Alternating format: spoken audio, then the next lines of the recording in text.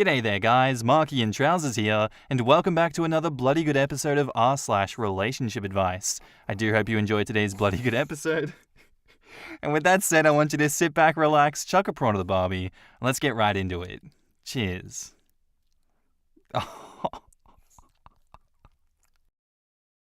Posted by user SameBase9575, titled, Am I the asshole for changing the Walkdown song at a wedding? I, 23 male, love to sing.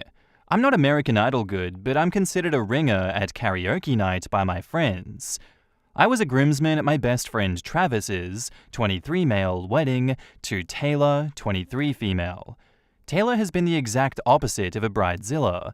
The only non-negotiable thing she had was that she did not want a track playing when she walked down the aisle, and she wanted a live band, which is a reasonable request. They had Enchanted by Taylor Swift as their walk-down song, as it was the song that he proposed to her during one of our karaoke nights. Well, the day of the wedding comes, and the lead singer of the band ends up passing out during rehearsal. She had to leave to go to the hospital. As Travis couldn't see her, I had to go inform Taylor through a bridesmaid. Bridesmaid comes back and states that while Taylor was empathetic and she understood, she was still adamant about no tracks. She asked if I was willing to sing in place, but I told her that my voice wouldn't fit the song that she wanted. The bridesmaids asked me to do whatever I needed to do and try to make something work. I spoke with the band, and I asked if they were able to learn True by Ryan Cabrera, a relatively simple song within an hour's notice, and a song that I know my voice can handle. They were willing to, and after a quick readjustment rehearsal with those awkwardly walking down the aisle, minus Taylor, the wedding happened. I performed the song, and although somewhat confused, Taylor seemed very happy. I then take my place in my position as a groomsman.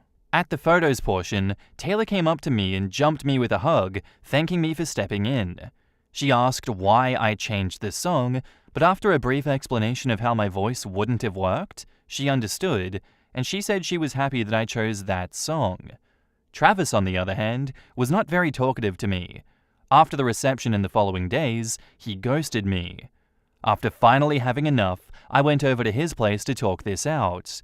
This is where all hell went loose. He was very upset with me for changing the song, knowing that it was Taylor's favorite song, and that I couldn't have sucked it up for literally 5 minutes. I defended by stating the following. 1. I was following Taylor's one request for no track music. 2. My voice would have made any of the video footage taken ruined because the song didn't fit my voice. And 3. I chose another song that I know he and Taylor loved and that I could actually sing. He basically removed all that by stating that I should have done what was requested in the first place. As soon as I mentioned how Taylor didn't mind, he kicked me out. Several people are divided. Our friend group, aka the groomsmen, are taking Travis's side and stating how I'm the jerk. The bridesmaids, Taylor's friends, are defending me for choosing a song that I could sing and was still wedding appropriate.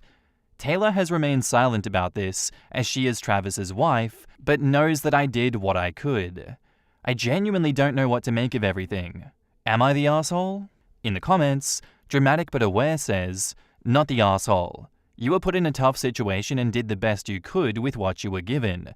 Beyond the fact that singing a song you could actually sing seems like the right decision, you do not owe it to anybody to suck it up for 5 minutes and embarrass yourself in front of a bunch of people.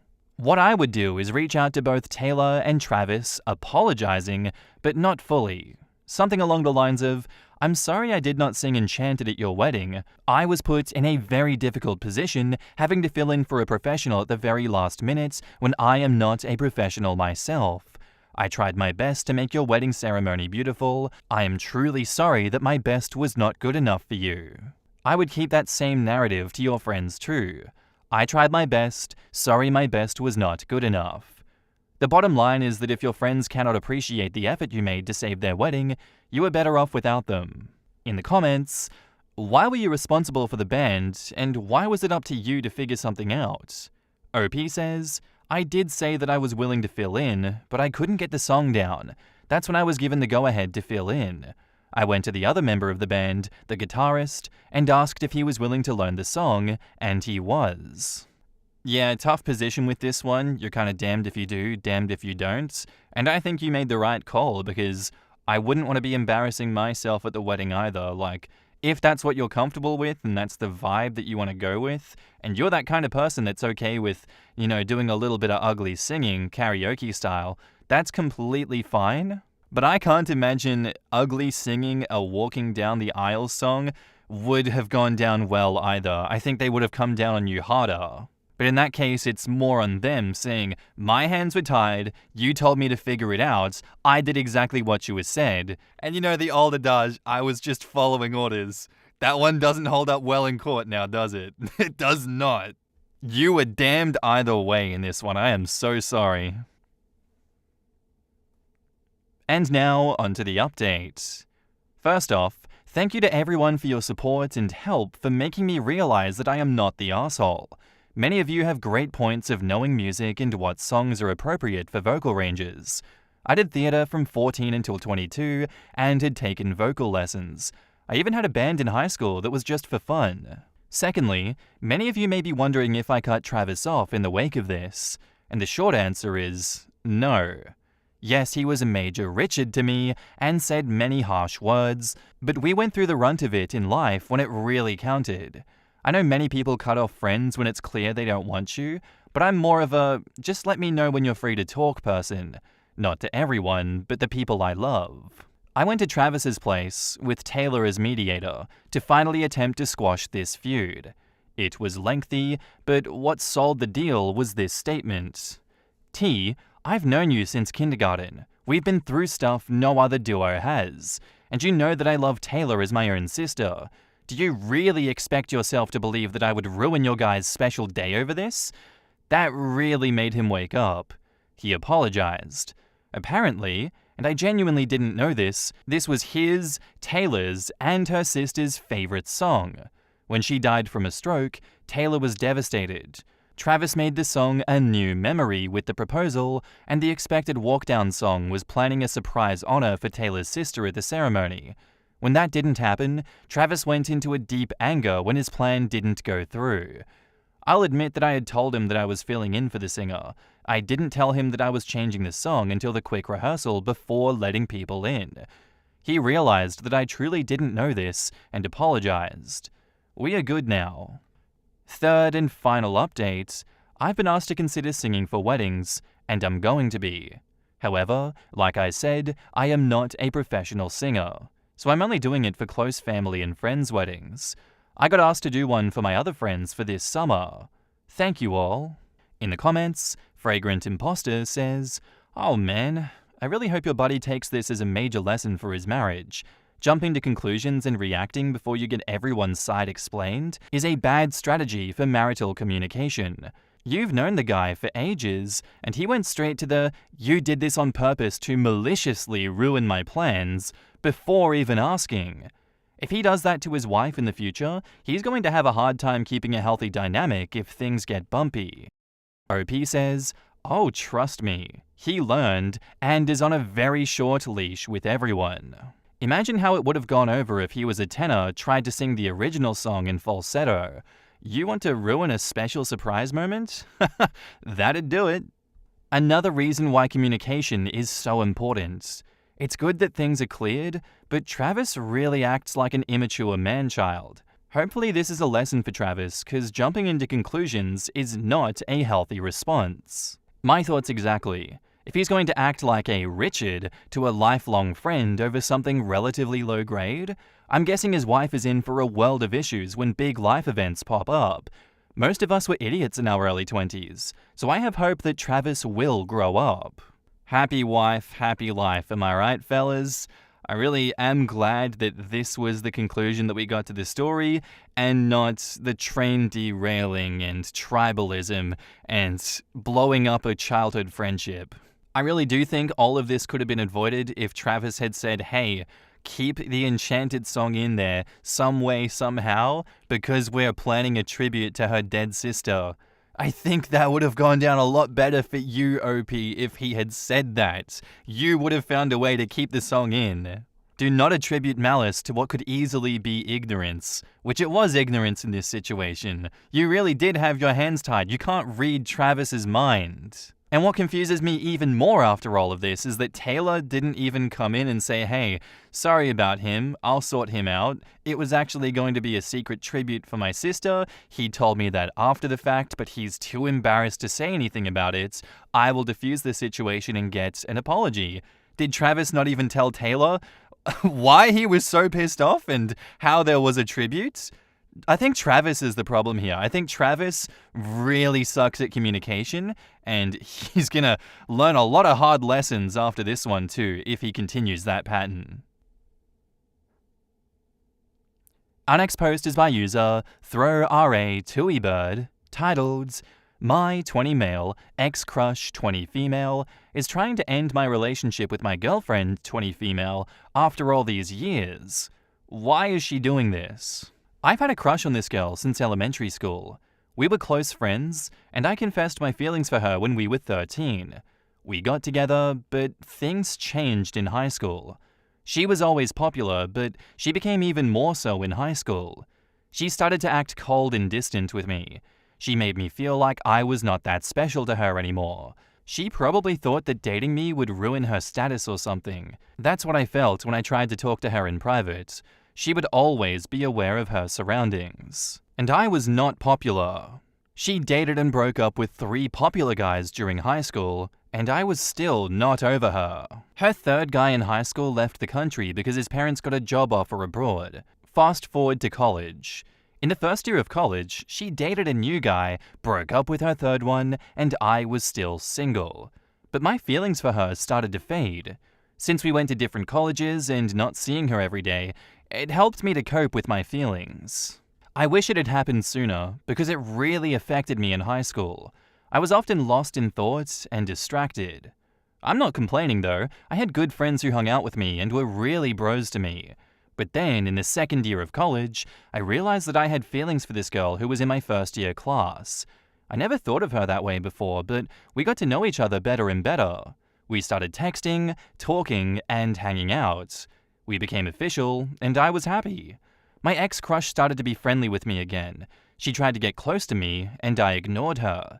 Well, she didn't like that, so she told my girlfriend that I had a crush on her since childhood.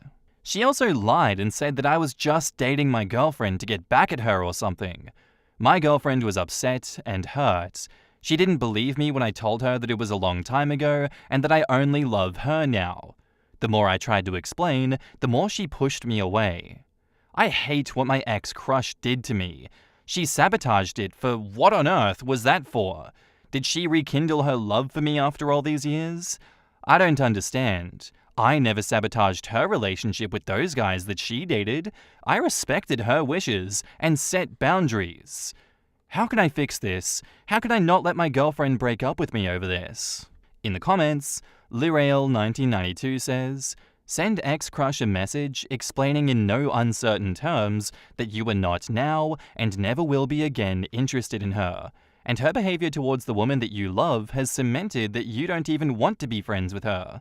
Tell her that you and your new girlfriend, with whom you are deliriously happy, will be blocking her and will be ignoring any further attempts at communication. And then show your new girlfriend the message. She never loved you. You were always her fallback plan if nothing else worked out. She's pissed you were no longer her fallback guy, so she seeks to ruin you into feeling worthless, and then she'll use your shit against you so you'll be hers until she finds something better. She's doing it because you were her safety backup, always there to boost her ego, liking that you hopelessly dreamed of her. She can't stand being replaced, even though she doesn't want you for herself. Take comfort in the fact that she will never be happy with any partner since there is a pus-filled boil where her soul should be. You need to message your ex-crush in private to gather evidence that she is just doing it out of spite. Otherwise, she's going to ruin the next couple of relationships as well. When you've got your evidence, go full blast on social media so everybody knows what a little conniving, jealous B-word she is. And now, onto the update. I decided to follow the majority of you and block my ex-crush from my life. I also circled the wagons with our mutual friends and told them all what she did. Most of them were supportive and understanding, some of them were surprised and disappointed in her. A few of them tried to defend her and said that she was just confused or jealous. I don't care about her reasons. She crossed a line and she hurt me and my girlfriend. I sent her a final message before blocking her on all social media. I told her that there is no such thing as me and her. I respected our time together as acquaintances when we attended the same K-12, nothing more and nothing less. I told her that I love my girlfriend and that she should leave us alone. I also told her that she needs to work on herself and stop being so manipulative and selfish. After I sent her the final message, I took a screenshot of it and sent it to my girlfriend. I wanted to show her that I was serious about cutting off my ex-crush and that I had nothing to hide from her. I also sent a message to my girlfriend and apologized for everything. I told her that I love her more than anything and that she is the only one for me. I told her that I blocked my ex-crush and cut off all contact with her. I told her that I understand if she needs time and space to process everything, but I hope that we can work things out. She replied to me and said she was glad that I blocked my ex-crush. She said that she was hurt by what she did, but she also trusts me and believes me. She said that she loves me too and that she wants to stay with me. She said that she needs some time to heal, but she is willing to talk to me and see me again. I'm so relieved and happy that she didn't break up with me. I love her so much, and I don't want to lose her over something stupid like this. I'm going to do everything I can to make her happy and secure in our relationship. Thank you again for your support and advice. You guys are awesome. In the comments, the Riker Maneuver says, just to be clear, your ex-crush is 100% going to contact your girlfriend and attempt to start more shit. When that happens, and it will, stay calm. Try to get the ex-crush on speakerphone while your girlfriend is there and get her to admit what she is doing. What exactly did you have to apologize for, OP? It seems to me that you were just as much a victim as your girlfriend in this situation. OP probably felt guilt by association, feels that if they didn't do something many years ago before they got together with the girlfriend, she wouldn't need to have dealt with this conflict that stemmed from a former spark. In order to feel some semblance of control, people will go into that "I could have done X or Y and then it wouldn't have happened" mindset. OP just needs to realize that what happened wasn't predictable. It's not something they could have known would happen and tell themselves, the threat is over, we are fine and free. Could be like, I'm sorry that this happened in general kind of thing.